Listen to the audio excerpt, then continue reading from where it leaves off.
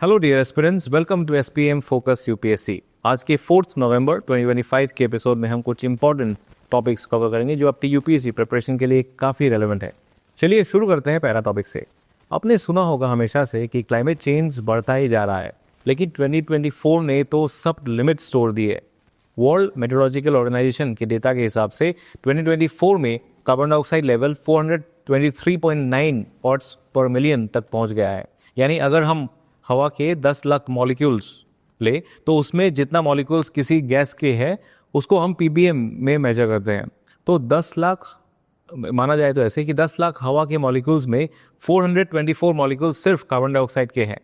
अगर हम long term देखें तो प्री इंडस्ट्रियल टाइम में यानी 1850 के आसपास कार्बन डाइऑक्साइड लेवल सिर्फ 280 पार्ट्स पर मिलियन के करीब था।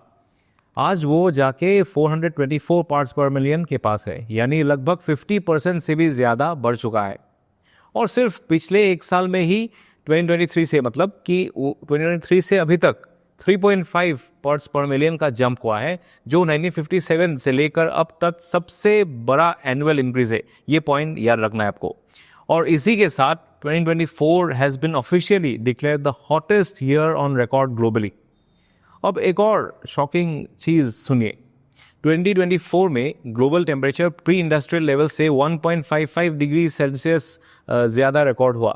यानी अगर हम 1850 के आसपास का एवरेज टेम्परेचर ले, उससे लगभग 1.5 डिग्री ज़्यादा गर्म हो चुकी है अर्थ।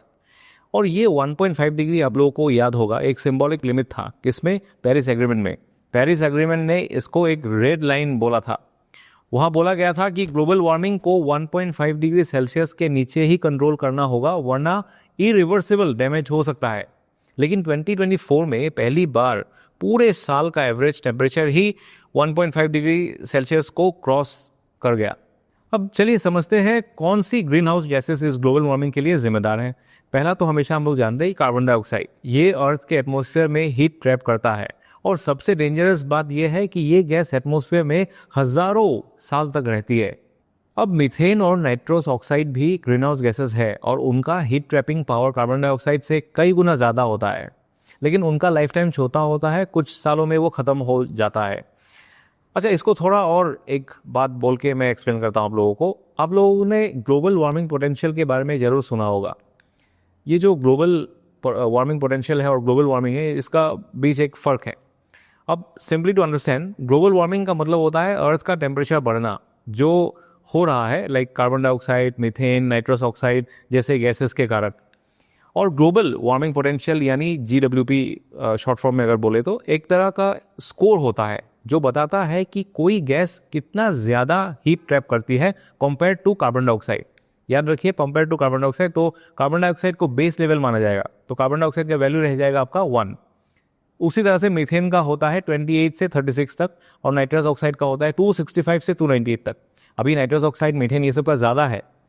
तो अगर कार्बन डाइऑक्साइड को स्कोर 1 है, मतलब ये है कि वो बेस लेवल है, तो मीथेन का स्कोर 28-36 जो है, यानी 1 molecule methane 28 to 36 molecule carbon dioxide के बराबर हीट ट्रैप करता है।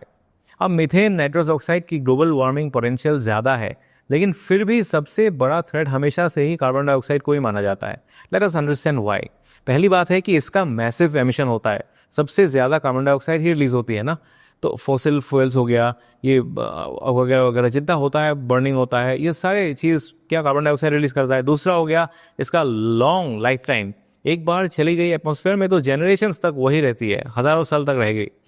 फिर तीसरा आपका इसका कॉन्टिन्यूअस बिल्डअप होता है। नेचर जैसे ओशंस और फॉरेस्ट थोड़ा कार्बन डाइऑक्साइड एब्जॉर्ब करता है, लेकिन ह्यूमंस उससे काफ़ी ज़्यादा एमिट कर देते हैं। रिजल्ट क्या होता है कि हर साल कार्बन डाइऑक्साइड और ज़्यादा एक्यूमुलेट होती है, और ऐसे ही होते जा रहा है। अब चलिए समझते हैं कार्बन डाइऑक्साइड लेवल्स इतने रैपिडली बढ़ क्यों रहे हैं। सबसे पहला रीज़न है continued dependence on fossil fuels, like I have already told, जैसे कि कोल, ऑयल और नेचुरल गैस आज भी दुनिया के एनर्जी सिस्टम का मेजर सोर्स बने हुए हैं। तो ट्रांजिशन टू रिन्यूएबल एनर्जी जो हो रहा है, लेकिन इसमें कुछ स्पीड जो है बहुत काफ़ी स्लो है, specially due to infrastructure limitations, cost concerns और वीक पॉलिसी पुश के कारण आप बोल सकते हो। दूसरा रीज़न हो सकता है कि नेचुरल कार्बन सिंक्स का वीक हो जाना। फॉर एग्जाम्पल ओशंस जब वार्म हो जाते हैं तो उनकी कार्बन डाइऑक्साइड एब्जॉर्ब करने की कैपेसिटी कम हो जाती है। सिमिलरली फॉरेस्ट भी स्ट्रेस में है। फ्रीक्वेंट ड्रॉट्स, वाइल्ड फायर्स और डिफॉरेस्टेशन की वजह से वेजिटेशन का कार्बन एब्जॉर्ब करने का पोटेंशियल गिर रहा है। तीसरा हो गया high emissions from industrial and agricultural sectors. Industries जैसे सीमेंट, स्टील और फर्टिलाइजर मैन्युफैक्चरिंग, इनमें large scale carbon dioxide emissions होते हैं। और साथ ही एग्रीकल्चर और लाइफ स्टॉक सेक्टर्स से भी मीथेन और नाइट्रस ऑक्साइड जैसे potent green house gases release होती रहती है। और चौथा आप लोग बोल सकते हो कि क्लाइमेट पॉलिसी और इम्प्लीमेंटेशन लेवल्स पर भी इसमें प्रॉब्लम है। फॉर एग्जांपल पेरिस एग्रीमेंट के टारगेट्स अभी तक अचीव नहीं हुए हैं। कई कंट्रीज के नेशनली डिटरमाइंड कंट्रीब्यूशंस, एनडीसीज जो हम कहते हैं, यानी जो कमिटमेंट्स उन्होंने किए थे वो या तो इनएडिक्वेट है या लूजली डिफाइंड है। साथ ही कार्बन ऑफसेट मार्केट्स और क्लाइमेट फाइनेंस मैकेनिज्म्स में भी ट्रांसपेरेंसी और मॉनिटरिंग की कमी है। ये सब फैक्टर्स मिलकर कार्बन डाइऑक्साइड लेवल्स को हर साल नए रिकॉर्ड पर ले जा रहा है। अब बात करते हैं कॉन्सिक्वेंसेस की। पहला हो गया environmental impact. Heat waves, floods, cyclones हर जगह ज़्यादा फ्रिक्वेंट और इंटेंस हो रहे हैं। जितना भी इवेंट्स होते हैं अब आजकल ज़्यादा इंटेंसिटी ज़्यादा होने का अपोज संभावनाएं ज़्यादा होता है आजकल। तो दूसरा हो गया इकोनॉमिक लॉसेस। क्रॉप्स डिस्ट्रॉय होते हैं, हेल्थ कॉस्ट बढ़ रहे हैं, इंफ्रास्ट्रक्चर डैमेज भी हो रहा है। और तीसरा अब सोशल इम्पैक्ट में आप लोग बोल सकते हो कि लोग माइग्रेट कर रहे हैं, हेल्थ प्रॉब्लम्स बढ़ रहे हैं और जो वल्नरेबल कम्युनिटीज़ है उन पे सबसे ज़्यादा इम्पैक्ट पड़ रहा है। अब देखते हैं कुछ एफर्ट्स जो लिए जा रहे हैं इस सेक्टर पे ग्लोबली। अब पेरिस एग्रीमेंट को मान लीजिए, फिर COP समिट्स और नेट ज़ीरो गोल्स डिक्लेयर हुए हैं। इंडिया ने भी कमिटमेंट स्ट्रॉन्ग किया है। COP 26 में इंडिया ने पंच समिट टारगेट दिया था। पंच समिट आप लोगों को याद होगा क्या क्या है, एक बार रिवीजन कर लीजिएगा। फिर national hydrogen mission, NAP-CCC, Campa, afforestation, ये सब सारे चल रहा है स्कीम्स। लाइफ मूवमेंट यानी सस्टेनेबल लाइफस्टाइल प्रमोट करना, ये भी एक इम्पॉर्टेंट स्टेप है। लेकिन अभी इसमें चैलेंजेस भी है। एमिशंस अभी भी पीक नहीं किए हैं, ठीक है, अभी भी और बढ़ना बाकी है। ऊपर से कार्बन सिंक्स वीक हो रहे हैं। डेवलपिंग कंट्रीज़ को फाइनेंस और ग्रीन टेक की ज़रूरत है जो उन लोगों के पास अभी है नहीं। अब सवाल है कि इस क्राइसिस से निकलने का रास्ता क्या हो सकता है। ये कुछ स्टेप्स है जो आपके यूपीएससी के लिए भी काफ़ी रेलेवेंट है। आप लोग इसको लिख सकते हो कि एनर्जी ट्रांजिशन, ये कीवर्ड्स हमेशा याद रखना चाहिए, so that while answer writing you'll be taking help of this kind of words and you'll be writing answers fluently. Energy transition जैसे कि फोसिल फ्यूल से प्लान एग्जिट करना होगा, क्लीन एनर्जी रोड मैप बनाना होगा जिसपे सोलर, विंड, ग्रीन हाइड्रोजन को priority मिले। दूसरा, scaling renewable energy, large scale investment in renewable infrastructure, smart grids और स्टोरेज सॉल्यूशंस, ये हो सकता है। आप लोग इसका और डेटा फैक्ट्स कोट कर सकते हो इस पॉइंट्स में। स्ट्रेंथनिंग कार्बन सिंक्स, फॉरेस्ट और ओशंस को रिस्टोर और प्रोटेक्ट करना पड़ेगा। Programmes like CAMPA, mangrove afforestation और सॉइल कार्बन मैनेजमेंट को और स्केल अप करना होगा। दूसरा, आप लोग बोल सकते हो carbon pricing and market mechanisms, एक ट्रांसपेरेंट और अकाउंटेबल एक कार्बन ट्रेडिंग फ्रेमवर्क बनाया जाए। नेशनल कार्बन मार्केट जैसे स्टेप्स को इफेक्टिवली जहां इंप्लीमेंट किया जा सके। फिर आपका हो गया climate finance and technology transfer. Developing countries के लिए क्लाइमेट जस्टिस को इंश्योर करना होगा through international finance, green tech sharing और कैपेसिटी बिल्डिंग। और बिहेवियरल चेंज तो है ही जो हम लोगों को करना है, एंड पब्लिक पार्टिसिपेशन जैसे कि लाइफ मूवमेंट जैसे इनिशिएटिव्स को ग्राउंड लेवल तक ले जाना होगा। सस्टेनेबल लाइफस्टाइल, कंजम्पशन रिडक्शन और क्लाइमेट लिटरेसी को मास लेवल पर प्रमोट करना होगा। और एक इंपॉर्टेंट पॉइंट है, आप लोग बोल सकते हो कि क्लाइमेट रिजिलियंट डेवलपमेंट, जहां डेवलपमेंट प्लानिंग में क्लाइमेट रिजिलियंस इंटीग्रेट करना होगा, जैसे कि एग्रीकल्चर, वाटर, ट्रांसपोर्ट, हाउसिंग, सभी सेक्टर्स में इसको इंटीग्रेट करना होगा। चलिए अब चलते हैं अगले टॉपिक की तरफ। एक नए और ट्रेंडिंग डिजिटल कॉन्सेप्ट को समझना है अभी, जिसका नाम है एनसिटिफिकेशन। ये टर्म थोड़ी अजीब लग सकती है, लेकिन इसका मतलब समझना यूपीएससी के लिए काफ़ी इंपॉर्टेंट हो जाता है, क्योंकि कोई बार ऐसे प्रीलिम्स में क्वेश्चन पूछ जाता है, इस term is related to which of the following. तो इसलिए थोड़ा इसको समझना ज़रूरी है। और आप लोग इसको, मैं अभी बोलूँगा आप लोगों को कि किस तरह से आप लोग किस पेपर में इसका यूज़ कर सकते हो। तो 2022 में कनाडा के ऑथर और एक्टिविस्ट कोरी डॉक्टरो ने एक नया टर्म कॉइन किया, एनसिटिफिकेशन। इसका मतलब है जब कोई डिजिटल प्लेटफॉर्म धीरे धीरे बेकार होने लगता है सिर्फ प्रॉफिट कमाने के चक्कर में, उसको हम लोग बोलते हैं एनसिटिफिकेशन। ये प्रोसेस 3 सिंपल स्टेजेस में होती है। पहला, प्लेटफॉर्म यूजर्स को प्रायोरिटी देता है, ठीक है, ताकि ज़्यादा लोग अट्रैक्ट हो जाए। फिर फोकस शिफ्ट करते हैं एडवर्टाइजर्स, सेलर्स और बिजनेस पार्टनर्स पर, ताकि रेवेन्यू बढ़े। और फाइनली प्लेटफॉर्म यूजर्स को भी और बिजनेस क्लाइंट्स को भी एक्सप्लॉइट करने लगते हैं ताकि मैक्सिमम प्रॉफिट निकल सके। इसका रिजल्ट क्या होता है? प्लेटफॉर्म का क्वालिटी गिरता ही चलता है और ट्रस्ट भी खत्म हो जाता है। अब समझते हैं कुछ एग्जांपल्स जो आप इजीली रिलेट कर सकते हैं। जैसे कि फेसबुक शुरू में फ्रेंड्स एंड फैमिली को कनेक्ट करने के लिए ये था, अब यूजर्स, एडवर्टाइजर्स और पब्लिशर्स सभी प्लेटफॉर्म के कंट्रोल में फेज हुए हैं। जैसे कि इंस्टाग्राम, आप अपने दोस्तों के पोस्ट देखना चाहते हो, राइट, लेकिन फीड में बार बार क्या भर जाता है? एड्स और रैंडम रिकमेंडेड कंटेंट जो आपके बिना मर्जी से वहाँ आ जाता है। यूट्यूब भी आप देखिए, पहले फ्री और स्मूथ एक्सपीरियंस मिलता था, अब अनस्किपेबल एड्स इतने ज़्यादा हो गए हैं कि लोग मजबूरी में यूट्यूब प्रीमियम ले रहे हैं। फिर एक्स जो पहले ट्विटर था, पहले ब्लू टिक वेरीफाइड लोगों के लिए होता था, अब कोई भी पैसा देकर ब्लू टिक ले सकता है, जिससे क्रेडिबिलिटी खत्म हो गई है। गूगल में क्या हो रहा है कि अब एक सर्च रिजल्ट्स के ऊपर AI जनरेटेड ओवरव्यूज आते हैं जिसमें एरर्स होने का रिस्क ज़्यादा है और ट्रस्टेड सोर्सेज नीचे छुप जाते हैं। अब इस ट्रेंड के कुछ सीरियस कॉन्सर्न्स भी है। This is the most important part actually we should know so that we are able to write in our ethics paper, ऐसे में भी हो सकता है। तो ये सारे पॉइंट्स आप लोगों को थोड़ा याद रखना है। सो data monopoly, platform user data को मैनिपुलेट करके प्रॉफिट कमाता है, यूज़र बेनिफिट के लिए नहीं, ये पहला पॉइंट। फिर कंपटीशन डिस्टॉर्शन कर देते हैं, ये बड़ी कंपनीज अपने सर्विसेज को प्रोमोट करती है और छोटी राइवल्स को दबा देती है। फिर ट्रस्ट का लॉस हो जाता है, ये जो एल्गोरिथम्स यूज़र को वही दिखाते हैं जो प्लेटफॉर्म चाहता है, चॉइस और न्यूट्रलिटी दोनों चली जाती है। फिर डिजिटल डिवाइड आप लोग बोल सकते हो, क्वालिटी इन्फॉर्मेशन और एड फ्री एक्सपीरियंस सिर्फ पैसा देने वालों को ही मिलता है। फिर प्राइवेसी का एक्सप्लॉइटेशन, आपकी हर एक्टिविटी ट्रैक होती है ताकि एड्स से ज़्यादा पैसा वो लोग बना सके। फिर हो गया डिजिटल फैटीग, एड्स, मैनिपुलेशन और फेक कंटेंट से यूज़र्स थक जाते हैं और प्लेटफॉर्म छोड़ने लगते हैं।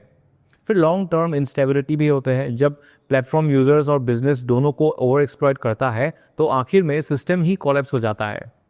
लेकिन गवर्नमेंट ने कुछ इंपॉर्टेंट स्टेप्स लिए हैं इस प्रॉब्लम को निपटने के लिए। पहला है कि digital competition bill draft 2024 big tech companies की एंटी कॉम्पिटिटिव बिहेवियर को रोकने के लिए ये किया गया था। फिर आपका हो गया digital personal data protection act 2023, user content based data collection mandatory बनाता है ये एक्ट। फिर हो गया कंपटीशन अमेंडमेंट एक्ट 2023, CCI को ज़्यादा स्ट्रॉन्ग पावर्स देता है डिजिटल मार्केट मोनोपोलीज से फाइट करने के लिए। फिर IT रूल्स 2021 जहां प्लेटफॉर्म्स को अकाउंटेबल बनाता है मिस इन्फॉर्मेशन और यूज़र हार्म के लिए। फिर open network for digital commerce, ताकि अमेजॉन, फ्लिपकार्ट जैसे जायंट्स का मोनोपोली ब्रेक हो, ये भी स्टार्ट किया गया था। डिजिटल इंडिया तो है ही, जिसका फोकस है डिजिटल लिटरेसी, सिक्योर एक्सेस और इन्फॉर्म्ड यूजर्स। तो अभी वे फॉरवर्ड क्या हो सकता है? डिजिटल लॉज को स्ट्रॉन्ग और अपडेटेड रखना होगा, स्पेशली डेटा प्रोटेक्शन और प्लेटफॉर्म अकाउंटेबिलिटी के लिए। प्लेटफॉर्म्स को यूजर सेंट्रिक डिज़ाइन अडॉप्ट करना चाहिए जहां ट्रांसपेरेंसी हो और एल्गोरिदम ओपनली एक्सप्लेन हो। ओपन सोर्स ऑल्टरनेटिव्स और इंटरऑपरेबल डिजिटल इकोसिस्टम्स प्रमोट करना होगा ताकि मोनोपोली ना बन पाए। और सबसे ज़रूरी, पब्लिक को डिजिटली लिटरेट बनाना होगा ताकि यूज़र खुद समझ सके कि उनके साथ क्या हो रहा है ऑनलाइन। तो चलिए अब चलते हैं अगले टॉपिक की तरफ, which is about Kerala and it's eradication of extreme poverty. तो हाल ही में 1 नवंबर 2025 में केरला के पिरावी के दिन चीफ मिनिस्टर पिनाराई विजयन ने अनाउंस किया कि केरला हैज़ एराडिकेटेड एक्सट्रीम पॉवर्टी, यानी केरला पहला इंडियन स्टेट बन गया है जिसने ऑफिशियली कहा है कि उनके वहाँ कोई भी अब एक्सट्रीम पॉवर्टी में नहीं है। ये क्लेम एक टारगेटेड प्रोग्राम के बाद आया जिसका नाम था extreme poverty eradication programme, EPEP, जो 2021 में लॉन्च हुआ था। लेकिन पहले ये समझना जरूरी है कि एक्सट्रीम पॉवर्टी होता क्या है। वर्ल्ड बैंक के डेफिनेशन से 2025 के जो डेफिनेशन है वर्ल्ड बैंक का, उसके हिसाब से अगर कोई व्यक्ति हर दिन $3 से कम में जी रहा है based on 2021 purchasing power parity, तो उसे एक्सट्रीमली पोर माना जाता है। इंडिया के कॉन्टेक्स्ट में नीति आयोग यूज़ करता है मल्टी डायमेंशनल पॉवर्टी इंडेक्स, जो 3 एरियाज कवर करता है। हेल्थ जैसे न्यूट्रिशन, मैटरनल और चाइल्ड हेल्थ। फिर एजुकेशन में कुछ है, स्कूलिंग और अटेंडेंस आपका मेजर किया जाता है। फिर स्टैंडर्ड ऑफ लिविंग जैसे housing, electricity, water, sanitation etcetera. तो पॉवर्टी सिर्फ इनकम से नहीं, ओवरऑल क्वालिटी ऑफ लाइफ से मेजर की जाती है। लेकिन यहाँ एक इंपॉर्टेंट पॉइंट है, आप लोगों को जानना चाहिए कि केरला ने इनमें से कोई भी मॉडल यूज़ नहीं किया। ना तो उन्होंने वर्ल्ड बैंक की $3 पर डे वाले इनकम बेंचमार्क को फॉलो किया और ना ही नीति आयोग के MPI फ्रेमवर्क को। केरला ने अपना खुद का पॉवर्टी फ्रेमवर्क बनाया जिसमें उन्होंने उन फैमिलीज को टारगेट किया जो बेसिक नीड्स से डिप्राइव था, जैसे कि खाने की कमी, घर का ना होना, हेल्थ केयर का एक्सेस ना होना या एजुकेशन से बाहर होना। ये थे उनका डिस्ट्रेस बेस्ड अप्रोच, यानी कैपेबिलिटी बेस्ड पॉवर्टी डेफिनेशन। इस वजह से एक्सपर्ट्स कह रहे हैं कि केरला का मॉडल काफ़ी इनोवेटिव है, लेकिन इसको वर्ल्ड बैंक या नेशनल MPI से डायरेक्टली कंपेयर नहीं किया जा सकता। अब समझते हैं केरला ने कैसे किया ये काम। 2021 में EPEP लॉन्च हुआ under local self government department. इसमें 4 लाख लोकल ऑफिसर्स, वॉलंटियर्स और इलेक्टेड मेंबर्स को मोबिलाइज किया गया। पहला स्टेप था फैमिलीज की आइडेंटिफिकेशन करना। पहले 1.18 लाख फैमिलीज लिस्ट में आई। मल्टीपल वेरिफिकेशन के बाद फाइनल नंबर रहा 59,000 फैमिलीज। फिर हर फैमिली के लिए एक माइक्रो प्लान बनाया गया। फोकस था 4 एरियाज में। एक हो गया फूड सिक्योरिटी, दूसरा हो गया हेल्थ केयर, फिर हाउसिंग और एजुकेशन। अब देखिए कुछ एग्जांपल्स। 4,677 फैमिलीज के पास घर नहीं था, जिसमें 4,005 को लाइफ मिशन स्कीम के थ्रू घर मिल गया। ये सब डेटाज इतना इंपॉर्टेंट नहीं है, जैसा आपको मैं बस बोल रहा हूँ so that you know what is happening. तो 20,648 फैमिलीज को रेगुलर फूड एक्सेस नहीं था, उन्हें डेली मील्स प्रोवाइड किए गए। बहुत से लोगों के पास अभी Aadhaar, voter ID, ration card या पेंशन नहीं था, तो एक अवकाशम अतिवेगम कैंपेन के थ्रू सबका डॉक्यूमेंटेशन और वेलफेयर स्कीम लिंकेज इंश्योर किया गया। इसमें कम्युनिटी पार्टिसिपेशन की बहुत इंपॉर्टेंट था, so that this community participation helped in proper implementation of this programme. Panchayat ने ग्राउंड लेवल सर्वेस किए, प्रोग्रेस मॉनिटर किया और वुमेन्स सेल्फ हेल्प ग्रुप्स जैसे कुटुंबश्री ने आउटरीच में मेजर रोल प्ले किया। ये केरला के long standing decentralised governance model का एक शाइनिंग एग्जाम्पल है। अब बात करते हैं इस डिक्लेरेशन की इंपॉर्टेंस का क्या है। तो ह्यूमन डेवलपमेंट फ्रंट पर केरला पहले ही लिटरेसी, लाइफ एक्सपेक्टेंसी और इन्फेंट मॉर्टेलिटी में टॉप था। अब उन्होंने एक्सट्रीम पॉवर्टी रिमूवल भी ऐड कर दिया। फिर दूसरा हो गया गवर्नेंस इनोवेशन में उन लोगों का अभिनव अच्छा हुआ है। Micro level data driven family specific approach ने प्रूफ दिया है कि अगर प्लानिंग लोकल हो तो इम्पैक्ट रियल होती है। सोशल इक्विटी, उन फैमिलीज तक हेल्प पहुंचनी चाहिए जो वेलफेयर सिस्टम से अभी तक बाहर था, यानी एक genuine last mile delivery model है ये भी इंश्योर करता है। लेकिन कुछ चैलेंजेस भी है। केरला का डेफिनेशन ग्लोबली एक्सेप्टेड नहीं है। जो पॉवर्टी का डेफिनेशन है उन लोगों ने दिया है वो ग्लोबली एक्सेप्टेड नहीं है, तो कंपेयर करने में कुछ इश्यूज आ रहे हैं। अगर लाइवलीहुड सिक्योर नहीं हुआ तो लोग वापस पॉवर्टी में जा सकता है। सस्टेनेबिलिटी रिस्क हमेशा रहेगा ही। अर्बन पोर, स्पेशली माइग्रेंट्स और होमलेस पॉपुलेशन अभी भी वल्नरेबल है। वेलफेयर एक्सपेंशन का फिजिकल कॉस्ट भी होता है, तो केरला जैसे स्टेट के फाइनेंसेस पे प्रेशर पड़ता है। डेटा को इंडिपेंडेंटली वेरीफाई करना और रेगुलर अपडेट्स देना भी ज़रूरी है ट्रांसपेरेंसी और अकाउंटेबिलिटी के लिए। तो अब वे फॉरवर्ड क्या हो सकता है? रेप्लिकेशन, जैसे कि अदर स्टेट्स स्पेशली जहां ट्राइबल या मार्जिनलाइज्ड कम्युनिटीज़ है, वो केरला का माइक्रो टारगेटेड मॉडल अडॉप्ट कर सकते हैं। फिर मॉनिटरिंग इस तरह से हो सकता है कि पॉवर्टी डेटा का रेगुलर रिव्यू हो और जो फैमिलीज अपलिफ्ट हुई है उनका ट्रैकिंग हो, सो दैट अगर कुछ प्रॉब्लम्स आइडेंटिफाई हुआ है उसी टाइम में उसको एड्रेस किया जा सके। फिर एम्प्लॉयमेंट और स्किल बिल्डिंग, लाइवलीहुड सिक्योर करना होगा। Training, small self help groups, फिर माइक्रो एंटरप्राइज प्रमोट करने होंगे। फिर इंटीग्रेशन विद नेशनल स्कीम्स जैसे PM आवास योजना, आयुष्मान भारत, गरीब कल्याण योजना, ये सब लिंकेज इंश्योर करना होगा सो that this goes on smoothly. और डिजिटल इंक्लूशन भी करना होगा। एक रियल टाइम पॉवर्टी डैशबोर्ड बनाना चाहिए ताकि सर्विसेज और प्रोग्रेस को ईजिली मॉनिटर किया जा सके। फिर कम्युनिटी एम्पावरमेंट, कुटुंबश्री जैसे नेटवर्क्स और पंचायत का रोल और भी स्ट्रॉन्ग करना होगा। चलिए चलते हैं अगले टॉपिक की तरफ, which is about the Baahubali moment, ISRO's heaviest satellite launch from Indian soil.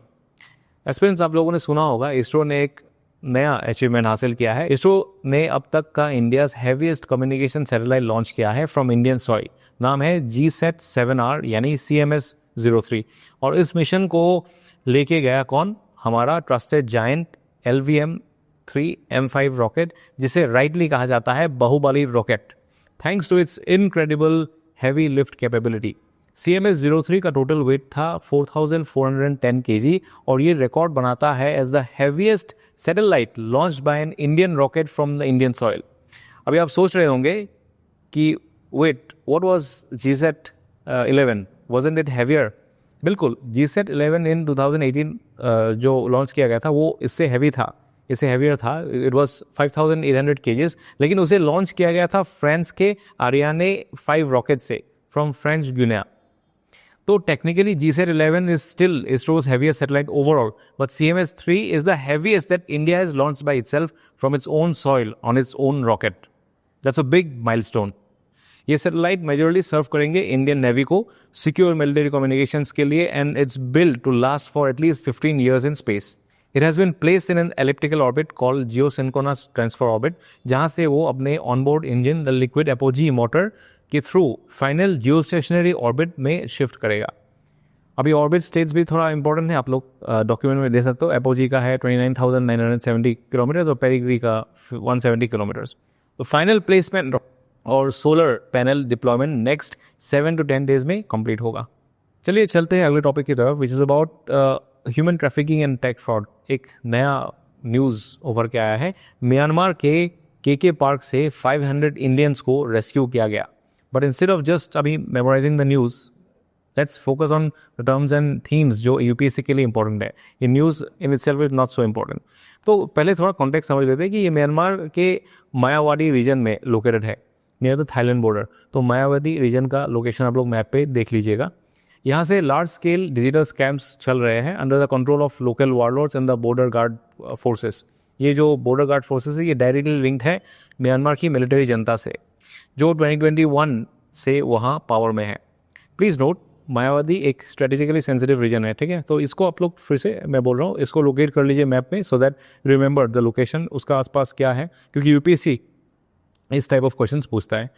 अब समझते हैं विक्टिम्स को कैसे फंसाया जाता है, स्टेप बाय स्टेप समझते हैं। फेक जॉब्स पहले मतलब ऑनलाइन एड्स आता है, जैसे कि आईटी, डिजिटल मार्केटिंग जैसे हाई पेइंग जॉब्स का प्रॉमिस होना।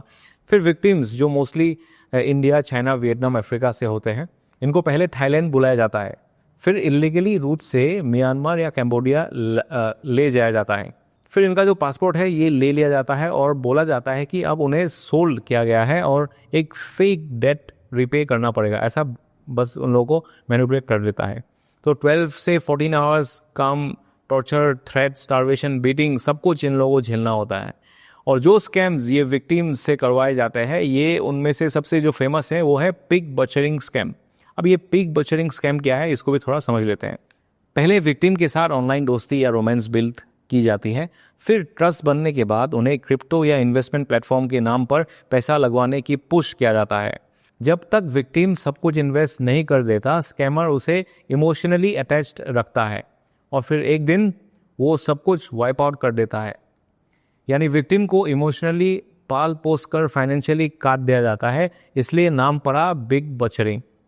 टेक्नोलॉजी का मिसयूज भी हाईलाइट हो रहा है। रिपोर्ट्स के मुताबिक इन स्कैम सेंटर्स में स्टारलिंक इंटरनेट के इलीगल यूज़ हो रहे हैं ताकि ग्लोबल लेवल पे सिक्योर कनेक्शंस बना सके। यूपीएससी एंगल अभी क्या है इसमें, जहाँ जो हम लोग को जानना है, ये इशू टच करता है multiple themes like cyber security, human trafficking, digital ethics, regional security, Myanmar, Thailand, India link, ठीक है। तो ये सब पॉइंट्स में आप लोग इस ऐसा कुछ क्वेश्चन अगर आए तो ये पॉइंट्स आप, ये एग्जाम्पल या केस स्टडी आप लोग कोट कर सकते हो। चलिए अब चलते हैं अगले टॉपिक की तरफ। Lucknow joins UNESCO creative cities network gastronomy category में। तो आखिरी टॉपिक है आज के कल्चरल अचीवमेंट का। लखनऊ ऑफिशियली ज्वाइन कर चुका है UNESCO creative cities network under the gastronomy category. Gastronomy का मतलब होता है the art and the science of good food. ये सिर्फ कुकिंग नहीं बल्कि एक सिटी की culinary culture, traditional recipes, food history, local ingredients और ईटिंग हैबिट्स का सेलिब्रेशन होता है। यूनेस्को का कंटेंट में गैस्ट्रोनॉमी कैटेगरी उन सिटीज़ को दिया जाता है जो अपनी यूनिक फूड कल्चर के लिए ग्लोबली रिकॉग्नाइज्ड है, और लखनऊ को ये ऑनर मिला है because of its legendary Awadhi cuisine, जैसे कबाब्स, बिरयानी जो आप लोगों को बहुत पसंद है, शेरमाल, कोरमा, ठीक है, और बहुत कुछ। ये अनाउंसमेंट हुआ 43rd यूनेस्को जनरल कॉन्फ्रेंस में। इस नेटवर्क का एम है सस्टेनेबल डेवलपमेंट गोल 11 को अचीव करना, जो है sustainable cities and communities. Creative fields में 7 कैटेगरीज होती है: crafts, media arts, film design, gastronomy, literature और म्यूज़िक।